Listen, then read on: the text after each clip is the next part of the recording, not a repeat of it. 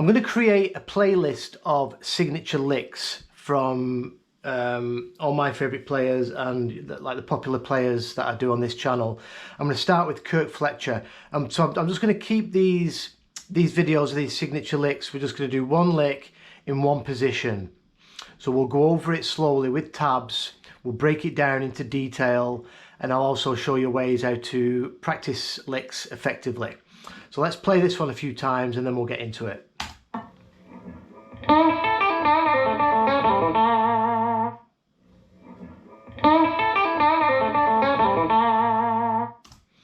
So this one is in the key of A, so it's going to be in box 1, A minor pentatonic. So we can plug in box 1 at the 5th fret.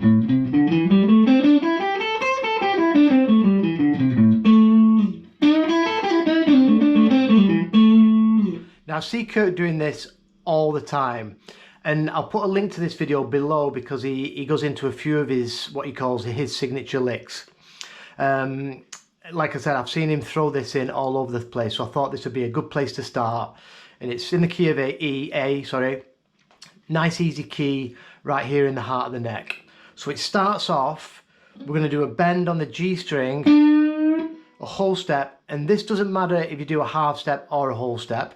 I think Kirk might actually do a half step bend in this. So we're going to bend up that G string 7th fret. Then we're going to go 5th fret B, 5th fret high E, and I will do that with a down pick. I'll go down, down, up.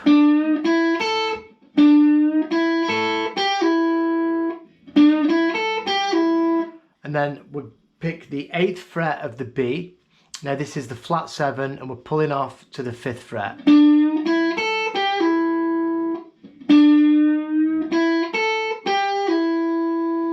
And then straight after that we're going to bend up that G again. Again, a half step or a whole step, doesn't matter. We're going to bend it up a half step. Then we pull it down. And then we pull off of that G string from that 7th fret to the 5th fret.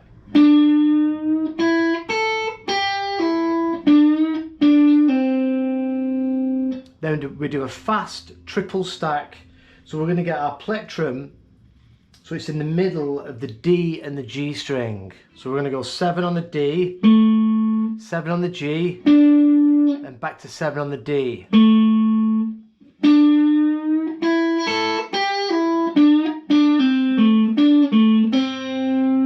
Then we're going to get the minor 3rd back to our 1st finger on the G string on the 5th fret, and we're going to give that like a quarter tone bend.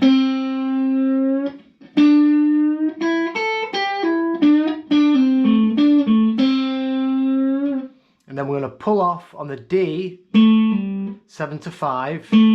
That's pulling off from the root to the flat 7. And like this is definitely a Kirk move that he does everywhere. He pulls off and he hits that, it's the E note, which is the 7th fret of the A. That's the 5 of the scale. And then he goes back to the root right underneath. So he does a stack there, 7th fret A, 7th fret on the D.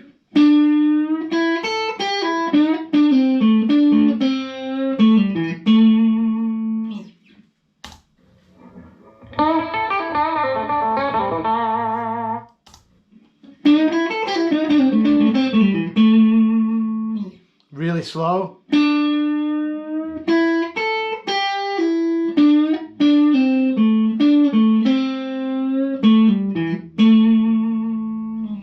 Right, when it comes to practicing licks, what I've always done is if you do one lick at a time, this is really good for this.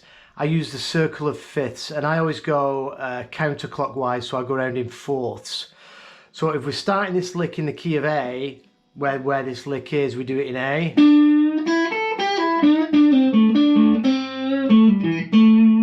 And then I'll go and do it in D.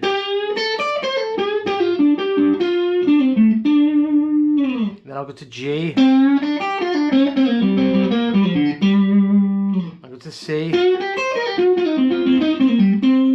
And then we'll continue around the circle. And what this does, I mean, one thing it does, it gives you like a time frame. So you could say to yourself, right, I'm going to practice this lick, but I'm going to go around the circle 3 times. So you know when to stop. You're not just aimlessly practicing a lick. I mean, it's good to practice a lick to a jam track in one spot, but it's good to move it around the circle because you're putting like a time limit on it. So you can say, right, I'm going to go around the circle 3 times every day with this one lick till I've got it. And plus also what that does is it just, you know, it changes it a bit sonically, so it's a bit more interesting. Plus you're learning it in other keys, which is obviously, you know, what you need to be doing anyway. And if you learn just one lick in one part of the neck, then it's always going to be related to that sort of distance apart with the frets. If you go up and do it in the key of G, you know, the frets are further apart, so it's a bit more difficult to get under your fingers.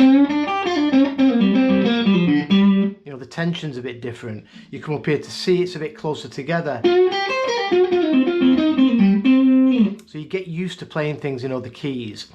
And when you say, Alexa, I'm going to put this in a playlist, I'm going to do a few signature licks every week. And we'll do one maybe, you know, when we do one in position 2, and then you start doing that around the circle as well, then you're building up a vocabulary and learning how to solo in all 12 keys. So it's really good to use the circle of fifths. Plus, doing something like this gets you used to the circle of fifths and will help you memorize the keys. So again, that lick real slow.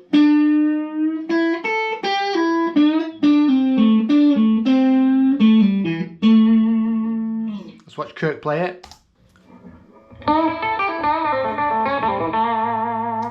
Okay, well, I'm going to slow this down. This is something I always do as well.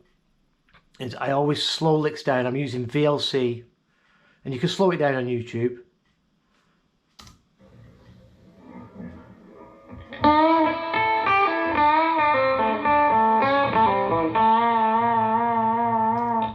It's really good when you slow stuff down because you can really study, you know, guys' vibratos as well.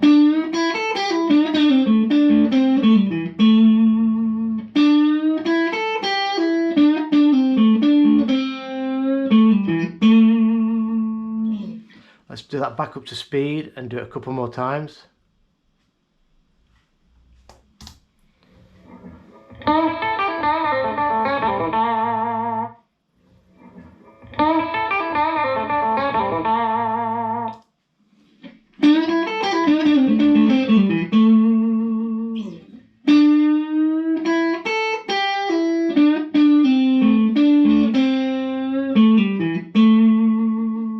Always really good to learn licks really slowly. Try and get them punctuating correctly, really slow, and then speed up naturally. You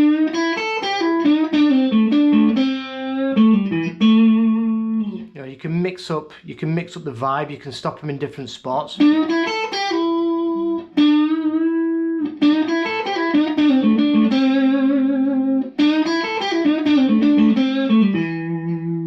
You can go through a 12-bar blues there. I just landed on the 5. Go back up to the 5. When you're on the 5 chord, you can just end it there. Back to the root. You can land on the minor 3rd.